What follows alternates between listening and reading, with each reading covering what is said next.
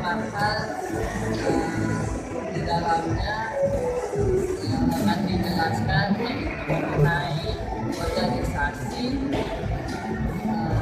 kemungkinan, budaya, dan sistem imbalan atau reward system. Yang pertama yang saya akan jelaskan adalah organisasi.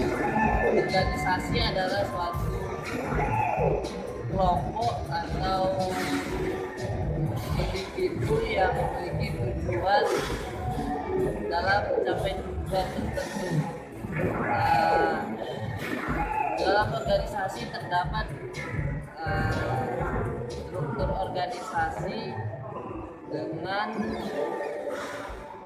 desain organisasi. Desain organisasi itu ialah pola kegiatan atau pola hubungan yang ada di dalam organisasi yang saling berkaitan sama lain. Yang kedua ialah diferensiasi. Diferensiasi ini adalah proses cara pembuatan atau membuat serta membedakan atau perbedaan di dalam organisasi. Terdapat dua diferensiasi, yaitu diferensiasi vertikal dan diferensiasi horizontal. Diferensiasi vertikal itu seperti semakin banyak tingkatan maka akan semakin sulit untuk mengatur di dalam proses organisasi tersebut. Diferensiasi horizontal adalah semakin tinggi atau semakin banyak tingkat organisasi maka akan semakin kompleks organisasi tersebut. Selanjutnya ialah integrasi. Integrasi adalah menyatukan keinginan karyawan dan kepentingan perusahaan agar mencapai atau memberi kepuasan antar pemimpin maupun karyawan. Hal ini mereka lakukan bekerja keras dan aktif dalam mencapai tujuan tersebut. Beberapa halnya seperti hubungan antar manusia, motivasi, dan kepemimpinan di dalam organisasi tersebut. Selanjutnya ialah biaya perusahaan dan anggaran. Biaya perusahaan dan anggaran merupakan suatu gambaran yang ada di dalam organisasi tersebut tentang pendapatan, belanja, dan aktivitas program di dalam sebuah organisasi, seperti anggaran penafsiran, anggaran variabel, analisis statistik, dan laporan keuangan. Dari beberapa hal tersebut, seperti anggaran penafsiran merupakan keseluruhan tafsiran mengenai keperluan-keperluan yang ada di dalam organisasi tersebut.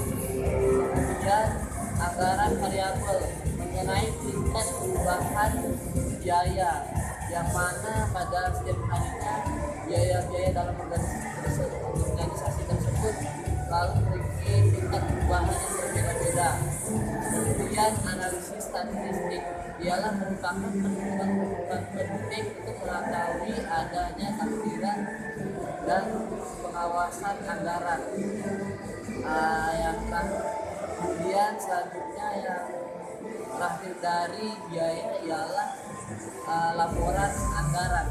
Laporan anggaran ini ialah pada umumnya bisa disebut offset atau mengenai keseluruhan pembiayaan serta laporan-laporan untuk disimpan dan jadi bukti dalam sebuah perusahaan. Yang kedua ialah kepemimpinan. Kepemimpinan adalah suatu kegiatan untuk mempengaruhi agar orang lain diarahkan melaksanakan tujuan dan kepentingan bersama, seperti menentukan arah strategi. Menentukan arah strategi ini ialah bagaimana mengatur sebuah strategi agar dalam perusahaan tersebut dapat melaksanakan sebuah pekerjaan dengan baik. Kemudian mengembangkan sumber daya manusia. Dalam pengembangan sumber daya manusia, seperti halnya perusahaan-perusahaan besar atau organisasi, mereka mempunyai sistem biasa disebut dengan SDM atau Human Resource Department yang bagian untuk mengawasi sistem tata kerja di dalam perusahaan tersebut agar terlaksana dengan baik, karena di dalam perusahaan tersebut memiliki struktur yang harus dilaksanakan sesuai dengan prosesnya. Selanjutnya, membangun kontrol yang seimbang juga sangat penting. Membangun kontrol yang seimbang ini seperti bersama karyawan agar tidak terjadi kesalahpahaman. Harus ada cara-cara yang digunakan untuk menyelesaikan perselisihan atau sebuah masalah diselesaikan bersama dengan baik. Kemudian yang ketiga adalah kultur atau budaya. Kultur atau budaya ini ialah mengenai kebiasaan.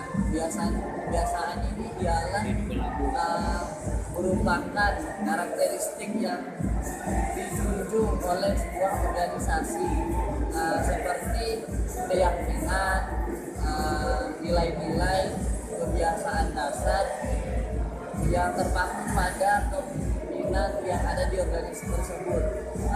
Jika perusahaan tersebut memiliki ciri khas tertentu, maka semua stafnya atau bawahannya akan terbawa pada kebiasaan-kebiasaan tersebut.